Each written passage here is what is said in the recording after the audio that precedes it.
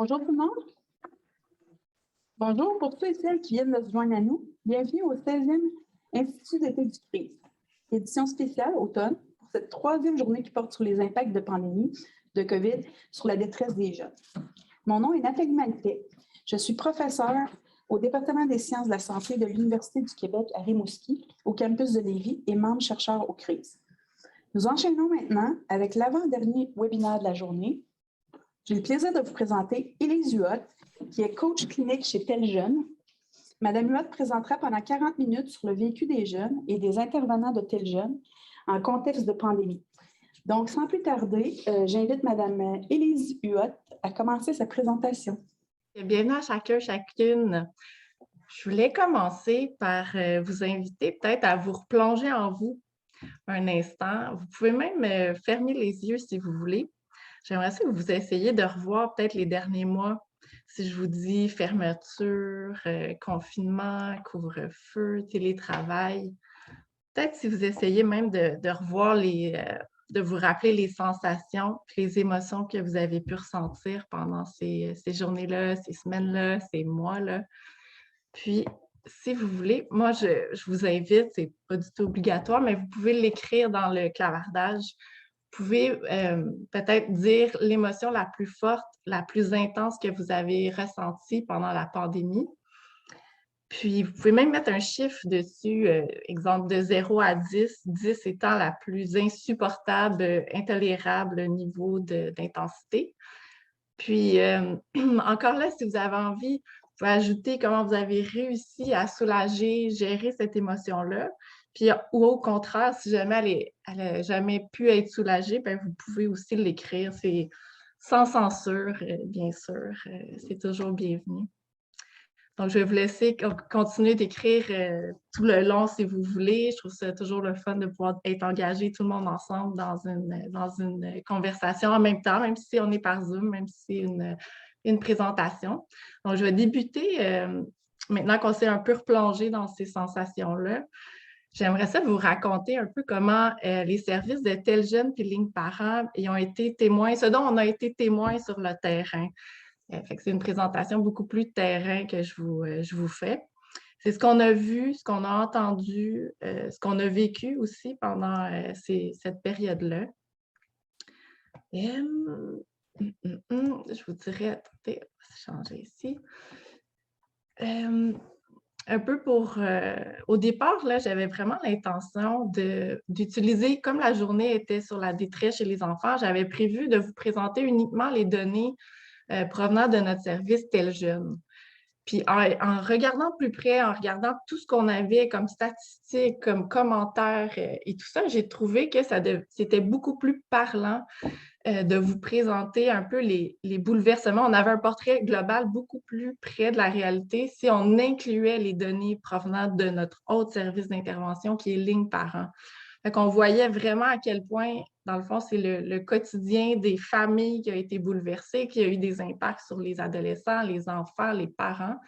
Donc, ce midi, c'est un peu l'occasion de refaire le chemin parcouru au fil de la pandémie, je dirais, puis ça va peut-être vous rappeler des choses, vous rappeler comme parents, comme proches, comment on a pu se sentir, comment des adolescents, des jeunes ont pu se sentir également.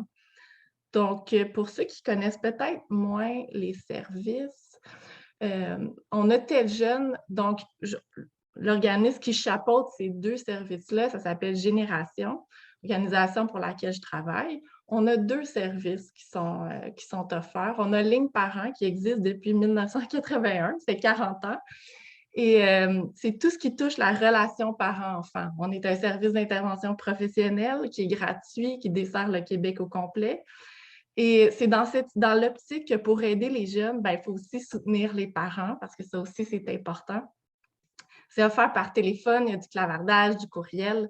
On a Tel Jeune qui existe, lui, depuis 30 ans cette année, qui s'adresse à tous les jeunes du Québec de moins de 20 ans. C'est un service d'intervention professionnelle là aussi. Je dirais qu'on est aussi autant Ligne Parents que Tel Jeune, c'est des services d'intervention généralistes. Donc, on n'est pas expert en un sujet. C'est tout ce qui peut toucher les jeunes, toutes leurs préoccupations au cours de l'adolescence qu'on va discuter avec eux. Et c'est offert par plein de plateformes, là, téléphone, texto, clavardage, courriel. Puis on a aussi l'aide indirecte qui est notre forum, les contenus éducatifs sur le web. Puis tout ça, c'est soutenu depuis 2009 par la Fondation Tel Jeune. Donc, on travaille très fort pour être présent. Donc, voilà ce qui est nos services. Là, je vous ramène un peu en arrière. Je nous fais reculer dans le temps de la première, mon Dieu, j'allais déjà à la deuxième, à la première vague de pandémie qui a eu lieu du 25 février au 11 juillet 2020. On se remet dans le contexte, il y avait comme un nouveau coronavirus qui circulait dans le monde. On commençait à en entendre parler, mais on n'avait encore aucune idée de ce que c'était. On avait les premiers cas déclarés au Québec. Tout ferme. La majorité des lieux publics ferment, les écoles, du primaire à l'université, les garderies ferment, on s'en va à la maison, tout le monde s'en va à la maison, on fait du télétravail, on essaye de jouer aux profs en même temps. Il faut convaincre les enfants de ne plus jouer avec les amis dans la rue. Il faut dire à nos ados de ne plus voir leurs amis, de ne plus voir leurs chums, leurs blondes. Fait que c'était très gros. Et ce que je veux faire ressortir ici là, dans les chiffres, c'est surtout le nombre de requêtes. Pour nous, ça a quand même été une hausse marquante. On a eu 25 d'augmentation à Tel Jeune, 52 d'augmentation pour ligne par an. C'est un 25 180 quelques requêtes qui ont été reçues à Tel Jeune et un 8 880 quelques pour ligne par an. Ce qui nous frappe, si on veut, c'est dans les top sujets d'intervention. C'est sûr que des deux côtés, les émotions, c'était fort. Tristesse, sentiment de solitude, isolement chez les jeunes, besoin de ventiler, détresse, isolement aussi pour les parents. Fait que dans le fond, tout le monde vit les mêmes émotions en même temps, puis on est tous ensemble. Fait qu'on voit, bien sûr, c'est ça, de l'anxiété. Les parents, les règles de vie, comment on fait pour tenir une routine qui n'existe plus? Qu'est-ce qu'on fait? Comment on gère ça?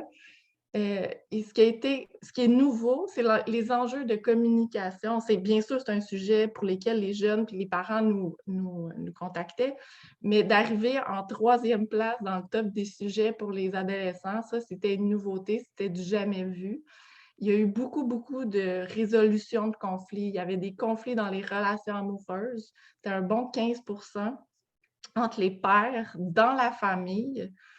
Et chez les parents, on contactait aussi pour ce qui était la résolution de conflits. Fait que, ça a été très difficile, justement. Le respect des consignes n'était pas facile.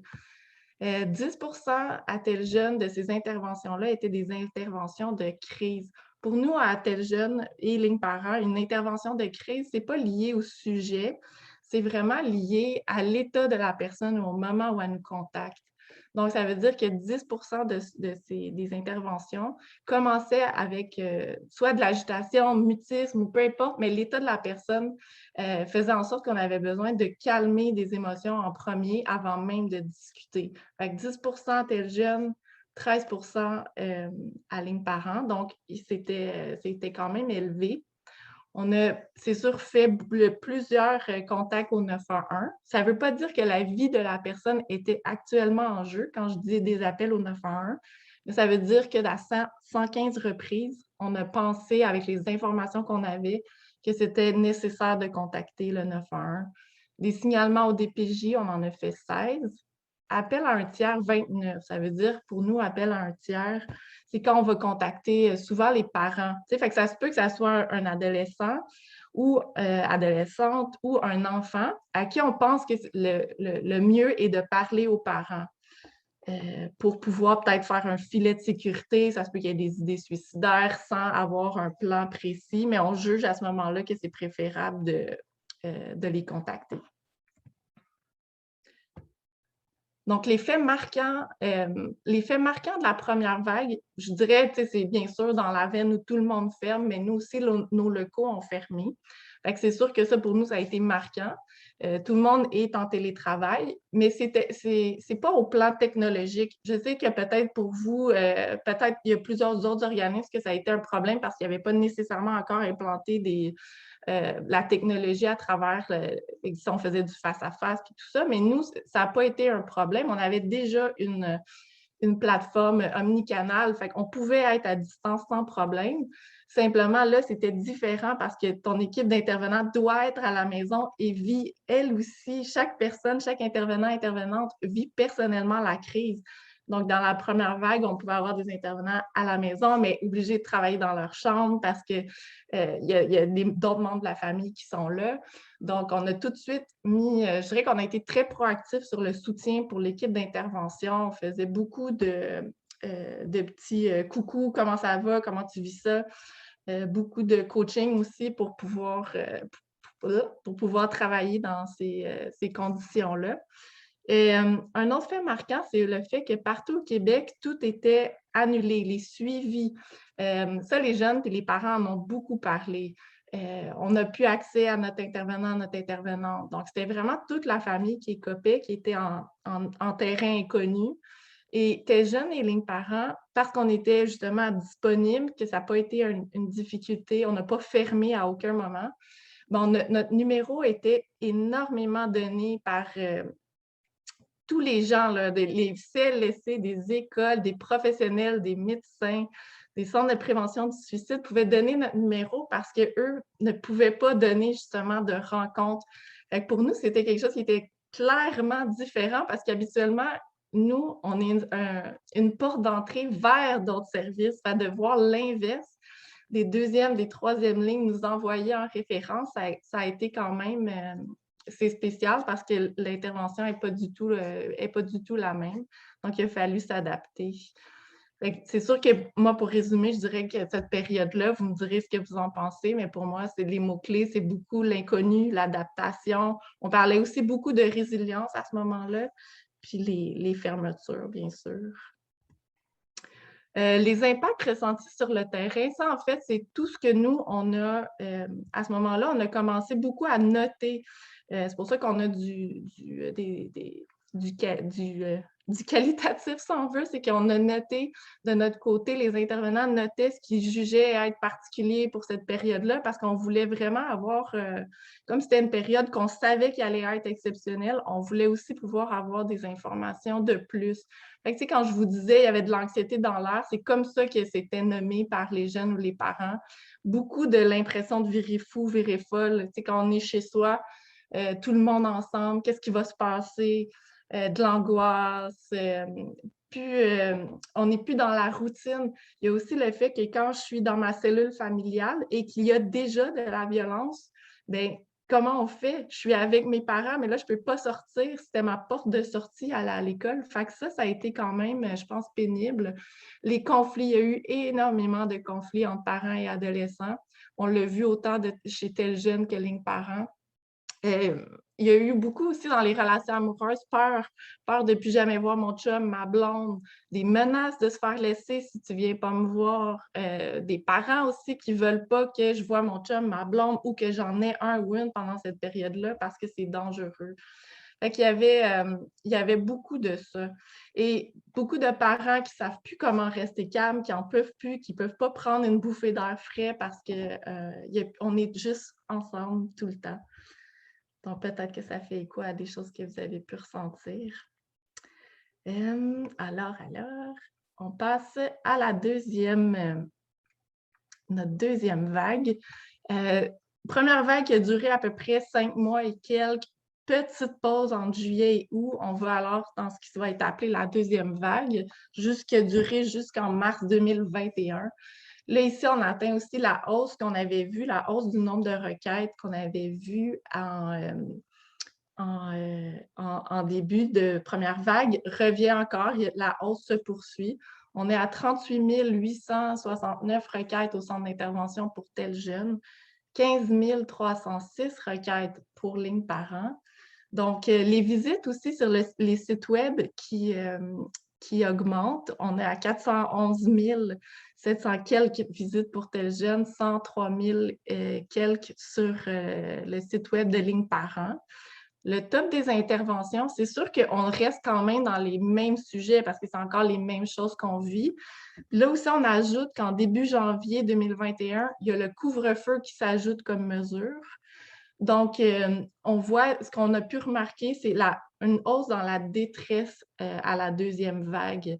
Les interventions de crise ont augmenté à 15 pour les parents, 9 chez les jeunes. Par contre, les signalements qui étaient liés à la violence familiale, violence physique, abus, négligence ont augmenté aussi. Là, on en a fait 37. Santé psychologique, c'est quand même, on est monté à 53 à un certain point, là. Fait que la grande catégorie santé psychologique qui inclut tristesse, qui inclut idées suicidaires, puis stress et anxiété, on est monté à 53 pendant la deuxième vague, pardon.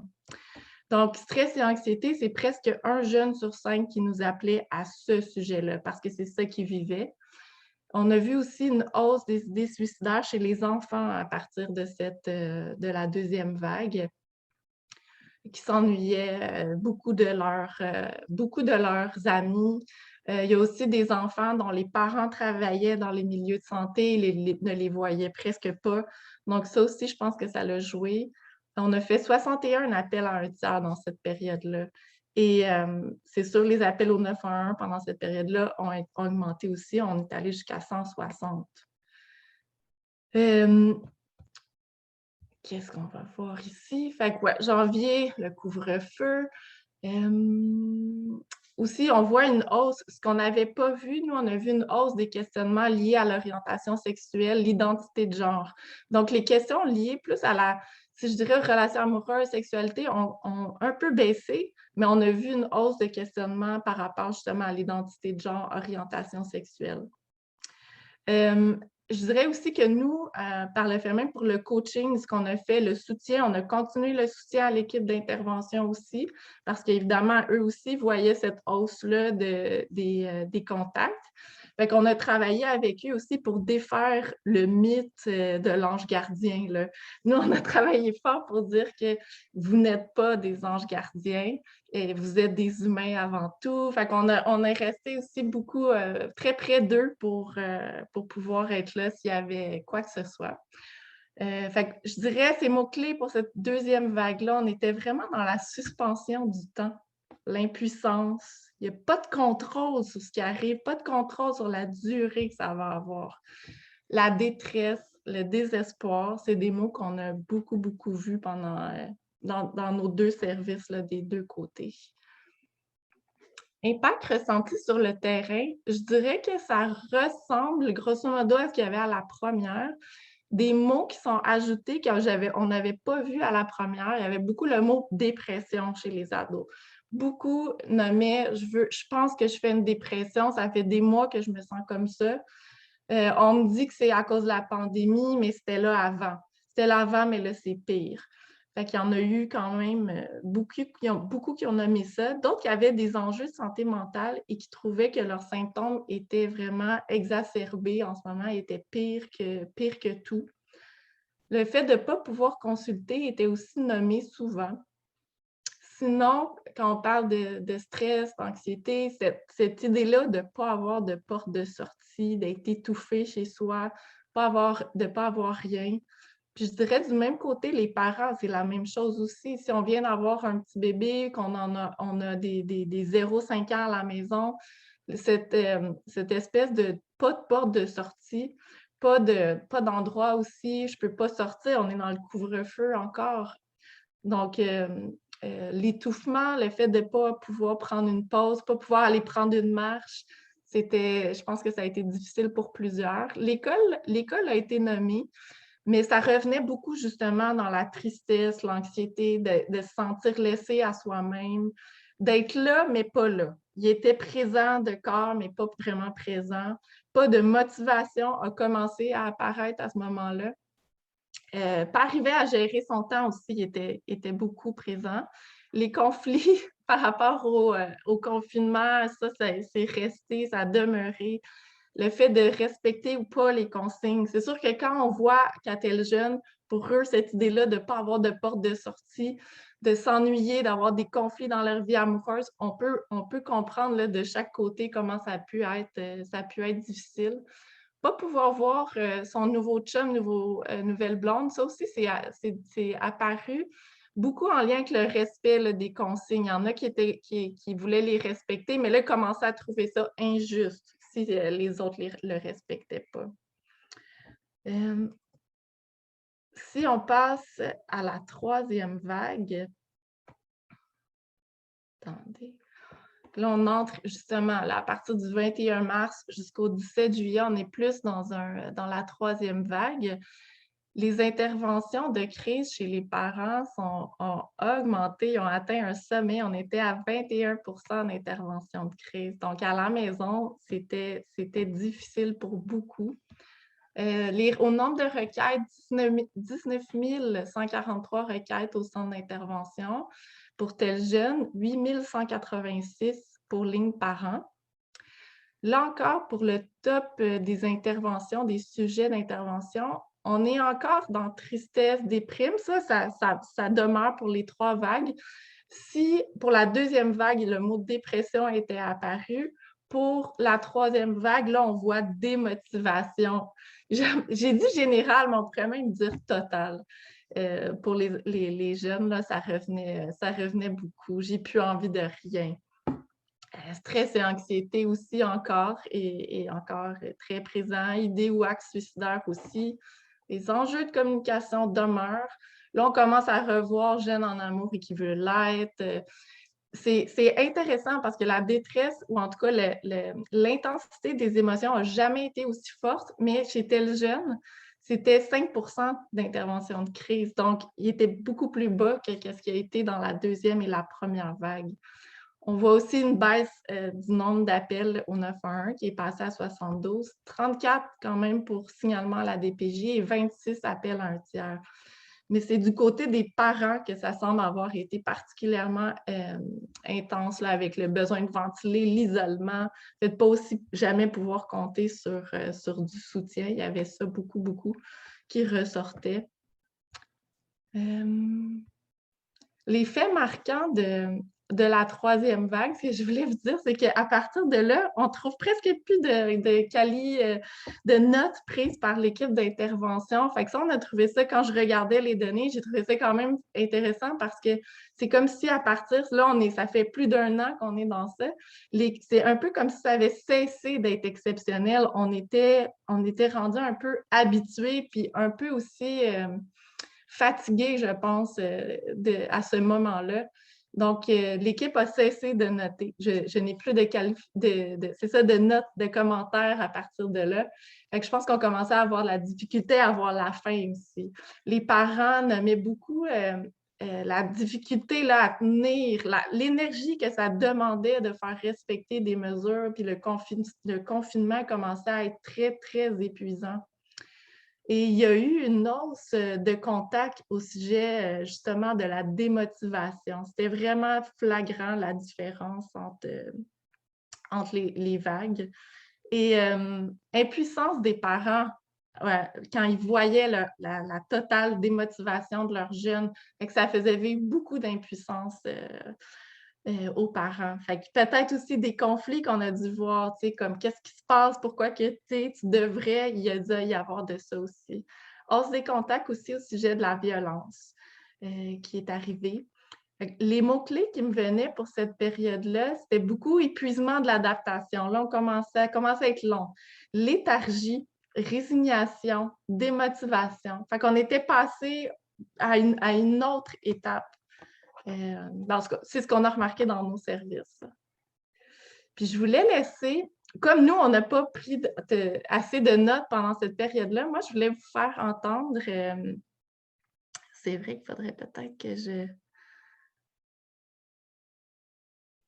je voulais vous faire entendre, attendez, je ne sais pas si ça va fonctionner, là. Vous me le direz, je m'essaie sans l'avoir essayé auparavant, mais je voulais vous faire entendre notre comité jeunesse. On a eu un comité formé de plusieurs jeunes issus de la diversité l'année dernière, en pleine pandémie, puis ils ont fait une super belle capsule 1 an après la pandémie pour dire comment ils avaient trouvé ça. Fait que je voulais vous le faire partager. Je m'essaie, vous me direz si vous entendez le son.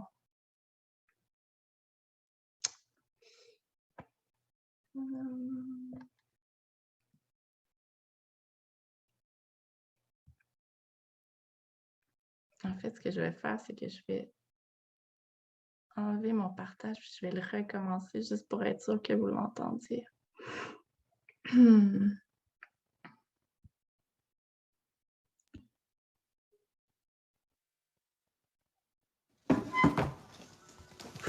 Si quelqu'un peut m'écrire dans le chat. J'aimerais faire insérer un mot, mais... J'aimerais faire une fête, mais on est en COVID.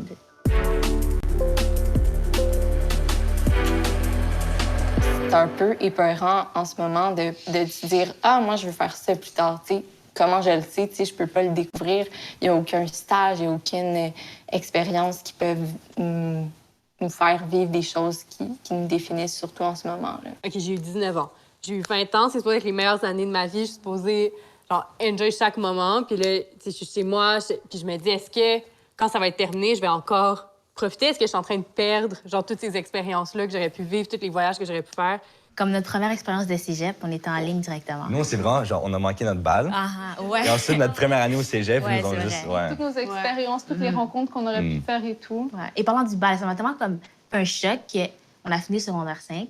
Il n'y a pas vraiment eu de closure. Oui, exactement. Ouais. J'avais l'impression que comme s'il y avait une étape de ma vie qui n'avait pas bien fini. Tout se transforme en ligne. Je me retrouve à passer beaucoup plus de temps sur mes réseaux sociaux, puis que mes relations, elles passent beaucoup plus par ce canal-là parce que c'est plus facile, parce que un ami peut mettre une story, puis là, je lui réponds, puis c'est notre interaction, puis ça part une conversation parce que je les vois pas dans la vie, puis j'ai pas la chance de faire ces conversations-là en les croisant dans la rue. Je pense que dans tous les cas, comme avoir un avis extérieur, soit d'un intervenant, soit d'un psy, si tu as accès à un psy, un travailleur social, ça peut toujours aider parce que des fois, c'est vraiment difficile de savoir quoi faire dans une situation, surtout quand tu es jeune. Moi, je l'ai vécu récemment, justement, au début de la pandémie. J'ai décidé de prendre un psychologue pour vraiment plus apprendre à me regarder moi puis à accepter que je suis différent de mes parents. Comme il y a plein de gens qu'on ne sait pas et comme ils n'ont pas la même chance que nous, ils sont vraiment isolés chez eux, pas de contact humain. Ça fait 1 an quand même. Et c'est important pour les gens de notre âge. J'aime tellement ça, découvrir des nouvelles choses, m'intéresser à des nouveaux sujets, en apprendre davantage sur certaines choses. Puis là, en ce moment, j'ai l'impression que c'est difficile, tu sais. Fait que ça sert aussi à ça, l'Internet. Aller chercher des choses, lire dans les livres aussi. Les réseaux sociaux aussi nous montrent plein de belles capsules.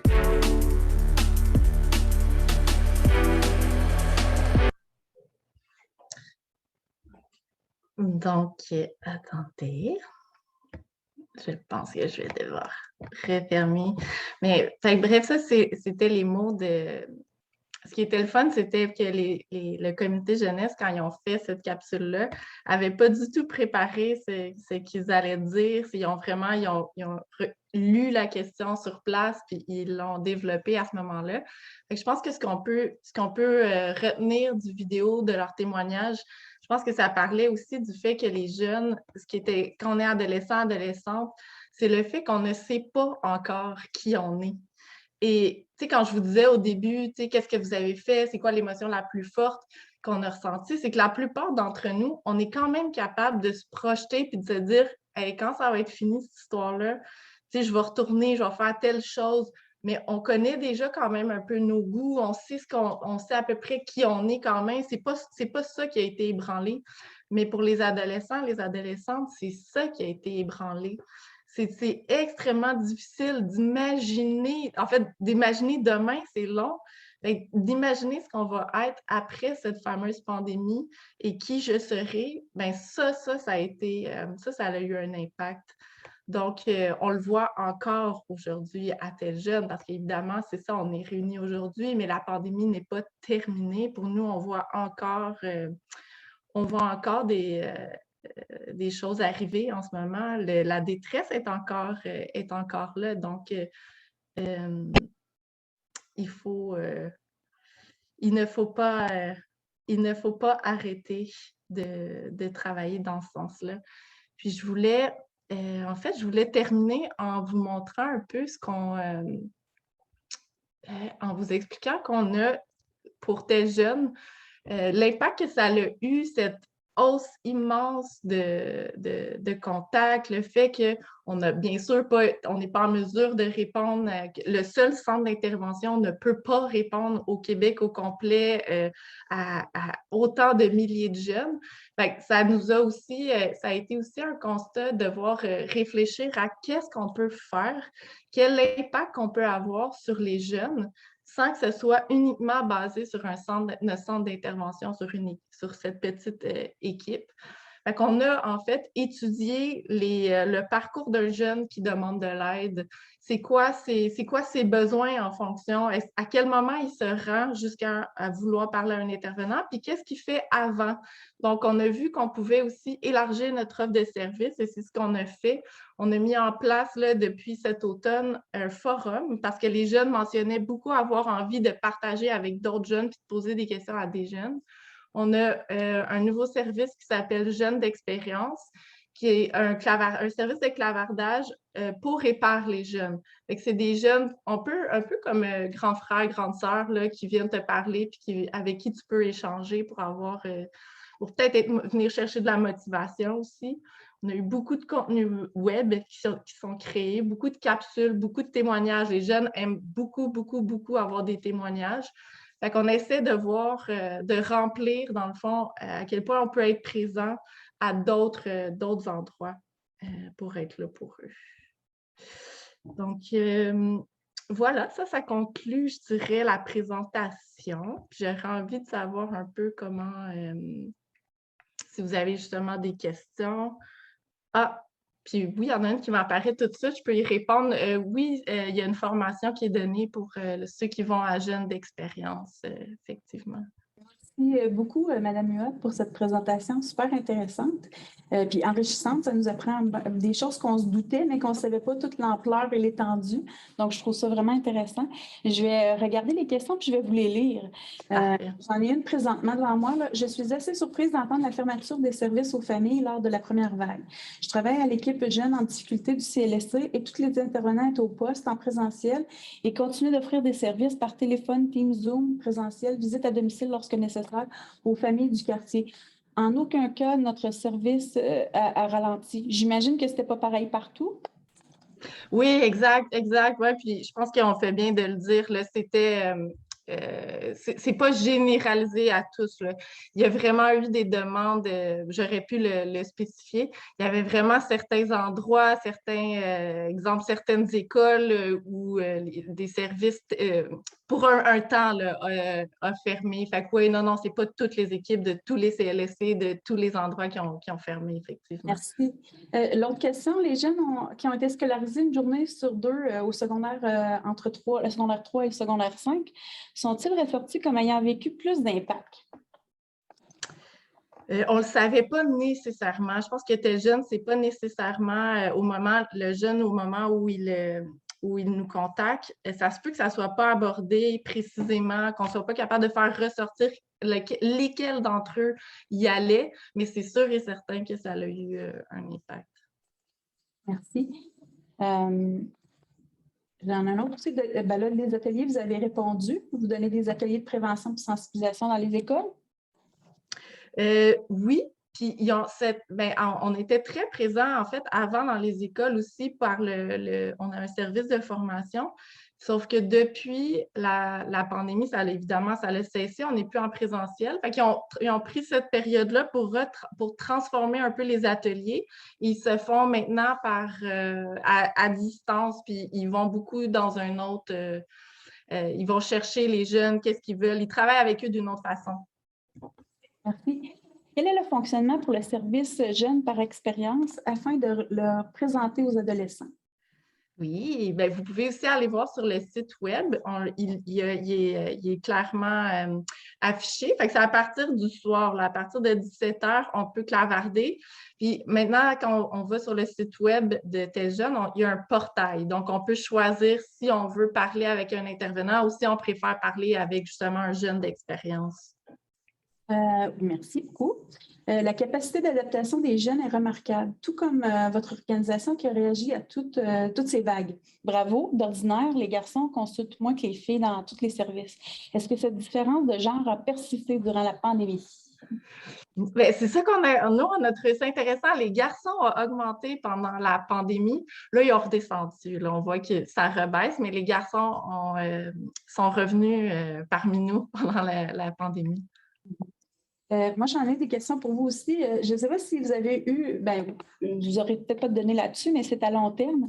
J'aurais aimé ça savoir si vous pensez que là, on a fini la 3e vague. On a même parlé de la 4e vague.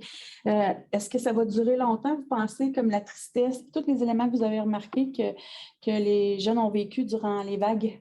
Est-ce que vous pensez que ça va durer longtemps encore? C'est une bonne question. Il y a beaucoup aussi chez les parents. On le voit parce que pour les parents, surtout d'enfants de garderie, c'est pas fini la pandémie.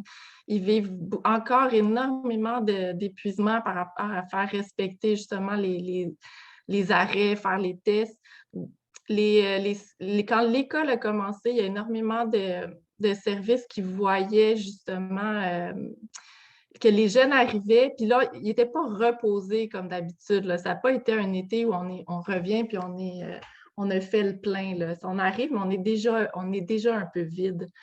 Fait qu'on pourrait se dire rendez-vous l'année prochaine pour le savoir, mais non, ça risque d'être encore là toute l'année, je pense.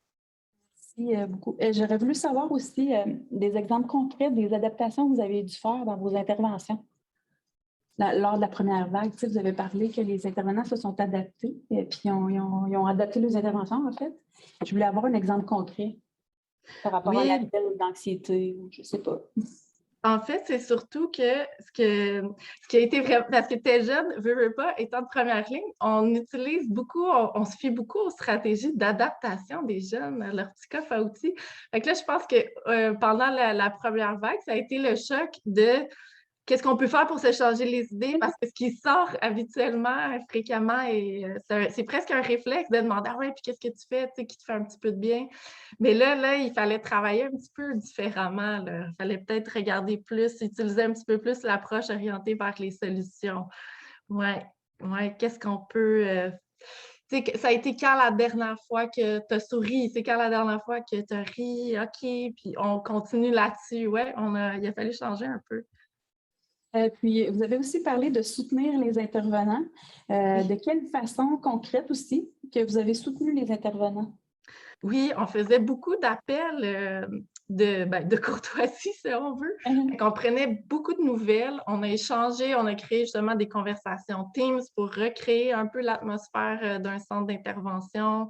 Il y avait des rencontres de coaching, tout ça pour faire en sorte de garder le moral, mais aussi de regarder aussi là, pour qu'ils puissent aussi dire j'ai encore mes compétences professionnelles, même si je suis dans ma chambre à coucher puis qu'il y a mes colocataires qui sont présents aussi. Ouais. Intéressant. Merci. J'ai une question dans la salle, je vais vous la poser, je vais la laisser. Oui, je ne sais pas si est-ce que je parle assez fort pour qu'on m'entende? Oui, je l'entends. Super. Merci beaucoup. C'était vraiment très instructif, très intéressant. Vous avez fait plein d'adaptations et plein de découvertes aussi sur qu'est-ce qui motive, qu'est-ce qui démotive, sur quoi on peut travailler avec les jeunes pendant cette période-là. Est-ce qu'il y a des choses que vous vous dites, que vous avez dit depuis 1 an et demi, ça on va le garder pour toujours, ça on va continuer à faire ça change notre perspective à long terme sur comment travailler avec les jeunes. C'est comme une expérience naturelle qu'on a vécue de changement drastique d'une certaine façon, qui peut nous inciter à apprendre des trucs à garder. Est-ce que vous avez déjà des choses comme ça? Oui, c'est ça. Je pense de s'intéresser au chemin, parce que c'est sûr, si tu étais jeune, Ligne Parents, c'est là depuis 30-40 ans. Fait que de dire qu'on fait de l'aide directe, c'est ça le moteur depuis toutes ces années-là. Fait que de s'intéresser au chemin qui mène à le jeune, mais qu'est-ce qu'il fait quand il y a une question? Comment il le réfléchit? Ça, on ne l'avait jamais fait. Fait que de les impliquer aussi, justement, par le comité, on voit que les jeunes, quand ils sentent qu'ils ont un impact, eux aussi, ils veulent en avoir un. Fait qu'ils veulent avoir leur mot à dire. Fait que je pense, de les inclure beaucoup plus encore. Ça a beaucoup changé. J'en ai une autre question, je vais vous la poser tout de suite parce que la personne est loin. Je ne sais pas si vous allez l'entendre. Je vais essayer de porter ma voix. Parfait. Je l'entends bien. Parfait. Bravo, c'est vraiment fantastique ce que tel jeune fait pour les jeunes du Québec. Je trouve ça extraordinaire. Je me demandais, vous aviez fait l'observation qu'il y avait eu plus de garçons qui avaient téléphoné lors de la première, deuxième vague, je crois, si je ne me trompe pas. Je me demandais si vous aviez vu aussi une différence au niveau de l'âge des enfants qui téléphonaient. Est-ce que vous avez vu une différence au niveau, est-ce qu'ils sont un peu plus jeunes, un peu plus vieux? Est-ce que vous avez fait cette distinction-là? La tranche d'âge n'a pas tant changé. Je pense que le 12-17 reste la tranche d'âge qui est la plus élevée là, à tel jeune. Puis ça fait du sens parce je dirais qu'en bas de 10 ans, la conversation souvent ne sera pas aussi élaborée. Puis je ne sais pas si on les a vus, les plus jeunes, arriver par le clavardage ou par le courriel. Ils ne vont peut-être pas utiliser le téléphone. Parfois, c'est le parent qui va passer On a vu plusieurs parents amener leurs jeunes à nous contacter. Là. Les plus jeunes, ça va souvent être comme ça. Mais sinon, 12-17. Est-ce que les grands frères, grandes sœurs ont une formation? Je ne sais pas si vous savez, parce que vous avez parlé de ça tantôt. Oui, c'est ça. Je dis que le service Jeunes d'expérience, c'est un peu, oui, c'est ça, c'est un peu l'image qui me vient, c'est grands frères, grandes sœurs. Ils ont une formation, c'est beaucoup en fait aussi axé sur l'idée que pour pas qu'ils fassent de l'intervention, je pense que c'est ça qui est le défi le plus intéressant, c'est que pour eux, ils veulent aider leur père. Fait que de leur dire qu'ils peuvent, on peut écouter, on peut donner des conseils, mais ils veulent t'entendre comme jeune. Ils veulent pas ton conseil, le conseil d'intervenant. C'est pas ça qu'ils sont venus chercher. Ils sont venus chercher, c'est ça, la vie d'un grand frère, grande sœur. Fait que c'est comme par les pairs, un soutien par les pairs à ce moment-là. Exact. Puis ça qui est fascinant, c'est que ça n'existe pas tant, mais ça faisait partie, là, ça faisait partie des besoins que les jeunes ont nommés. Et quand ils font leur recherche d'aide, il y a un moment où ils ne veulent pas parler à un intervenant, ou en tout cas pas un professionnel, ils veulent parler à quelqu'un comme eux. C'est intéressant, ça rejoint aussi l'idée que vous allez lui donner une voix dans votre comité jeunesse que vous avez parlé tantôt. Oui, exactement. Intéressant, fait que vous avez vraiment ramené tous les éléments comme ça. Ça va être ça qui va vous aider aussi à établir le parcours que vous allez développer pour voir le chemin pour la demande d'aide. Exact, parce que je pense que c'est un peu ça aussi qui est intéressant, c'est de réaliser que si on est une gang d'adultes autour de la table, si on réfléchit au parcours du jeune qui demande de l'aide, c'est pas la même chose que si on les inclut et qu'ils nous disent que c'est quoi leur parcours. Ouais. Je vais poser une question dans la salle, vas-y. En fait, ça rejoint beaucoup ce que Brian Greenfield nous disait aussi tantôt par rapport juste le présentateur en fin de matinée. Je ne sais pas si vous avez eu l'occasion de le voir, c'était Brian Greenfield qui est pédopsychiatre aux urgences, qui nous disait quelque chose de très similaire dans le sens où aux urgences, souvent on n'avait pas la culture d'écouter directement la voix des jeunes. On parlait aux parents, on parlait aux intervenants et on parlait du jeune qui était présent en grande détresse à ce moment-là. Et le fait que de plus en plus, on apprenne à écouter directement la voix de ces jeunes-là plutôt que de l'entendre filtrer à travers ce que l'entourage avait pensé ou vu ou interprété de cette voix-là. J'ai l'impression que c'est quelque chose qui s'est accéléré avec la pandémie où tout le monde s'est senti un peu démuni vis-à-vis de ce qui se passait et où finalement, écouter les gens directement, ça devenait un peu la dernière ligne de défense qu'on avait. On ne savait plus comment interpréter ce que les gens disaient. Alors bon, on va t'écouter. Ça me donne un peu ce feeling-là. Puis on est tous là-dedans finalement. Exactement. Oui. Question, c'était un commentaire. Mais c'est correct. Je pense que ça rentre en ligne avec ce que vous avez dit aussi dans le cheminement de demande d'aide. De voir que là, dans le cheminement de demande d'aide, vous allez pouvoir être écouté par quelqu'un. Ça, moi, je trouve ça vraiment intéressant. Puis la pandémie a fait ressortir ça, qu'on avait besoin d'écouter les jeunes. Il y avait besoin d'être écouté. Fait que ça aussi, ça va rentrer probablement dans votre... Oui, puis je pense que dans les familles, ça a été très difficile de s'écouter parce que quand on vit... Tu sais, c'est que moi-même, je respire pas, exemple, comme mère, comme père, je ne respire pas, j'ai même pas d'espace pour moi. Fait que de t'écouter... c'est encore d'autres émotions, puis j'ai pas de place. Fait qu'il y avait vraiment ça. On est tous ensemble, on est 4, on est 5, dans une maison, un appartement, mais c'est difficile de s'écouter. Puis on n'avait comme pas le choix, on était pris ensemble. Fait qu'on n'avait pas le choix de s'écouter. Puis on avait de la difficulté à avoir nos stratégies comme d'habitude, tu sais, d'aller prendre une marche ou d'aller au centre d'achat ou des choses comme ça parce qu'on ne pouvait pas y aller. Fait que j'imagine que ça rentre en ligne de compte. On a un petit commentaire ici, c'est le site web est super. Il vous félicite pour votre site web. Puis il vous le suggère aux adultes, mais il demandait si ceux en bas de 12 ans devaient le consulter ou recommander aux 12 ans. Est-ce que vous le recommandez aux 12 ans? Je pense que oui. Je pense qu'ils vont chercher, tu sais, pour en avoir parlé quand même à beaucoup de jeunes, je pense qu'ils prennent ce qu'ils ont besoin. En fait, c'est ça qu'on réalise aussi, c'est qu'ils viennent, ils lisent, ils prennent ce qu'ils ont besoin, puis ils repartent. Ce qu'ils ne comprennent pas, ce qui ne fait pas de sens pour eux, souvent, ils vont le laisser de côté. J'avais une question qui est probablement dans mes dernières questions, là, mais j'avais une question qui me préoccupait. Les enfants qui étaient déjà dans des situations de vulnérabilité, qui ne pouvaient pas aller à l'école pour, pas s'évader, mais pour se sortir d'un milieu familial peut-être plus nocif, est-ce qu'ils ont eu tendance à plus appeler? Est-ce que vous avez eu de ce genre d'appel plus? Oui. Ça faisait partie, là, à partir justement de la deuxième vague. Même la première, c'est que si on réalise à quel point l'école, tout ça, ça fait partie de notre vie, mais c'est aussi un moyen pour les enfants, les ados, là, c'est un moyen d'échapper à ce qui se passe à la maison, là.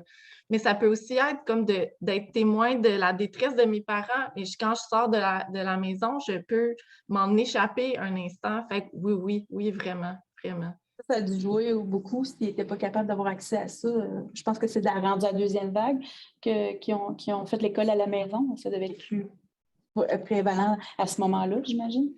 Dès la première, on a pu voir que ça avait un impact sur, sur le sentiment de sécurité. Je ne me sens pas en sécurité chez moi. Fait que c'est sûr que ça a été... je pense qu'on a vu tout de suite le rôle que ça peut jouer, le fonctionnement social, d'avoir plusieurs endroits où on peut être quand on est enfant et adolescent, oui. Je vous laisserai probablement le mot de la fin, Mme Huot. Est-ce que vous voulez rajouter quelque chose? Mais je dirais que, en fait, moi, ce qui m'a particulièrement intéressée, ça a été de donner peut-être parole à, comme on n'avait pas nos petites suggestions là, de qu'est-ce que tu peux faire pour te faire du bien, va voir un ami, tout ça, on ne les avait pas. Je pense que ça a été aussi très intéressant de les écouter sur qu'est-ce qui était important pour eux, puis en quoi c'était important, puis de les laisser, en fait, parler de ça. Ça a été, je trouve que c'est extrêmement riche de laisser parler des jeunes qui n'ont pas souvent la chance de penser à ça. Puis là, il y avait beaucoup de temps pour penser. Fait qu'aussi bien leur demander comme qu'est-ce qu'ils voudraient qu'ils changent. Puis si demain matin l'affaire arrivait, ils feraient quoi? Tu sais, de les amener à se projeter un petit peu, ça a quand même été intéressant, ça. Qu'est-ce qu'ils faisaient aussi pour pas que ça soit pire? Qu'est-ce qu'ils faisaient pour pas tomber dans un état plus, je sais pas, ouais, j'avais envie de dire plus pire, mais comment ils faisaient pour pas tomber plus bas, ouais. Je vous remercie, je vous félicite, vous et votre équipe, pour tout ce travail-là, parce que on voit bien que c'était nécessaire et ça va toujours rester une nécessité. Je vous remercie aussi pour la belle présentation que vous nous avez faite aujourd'hui.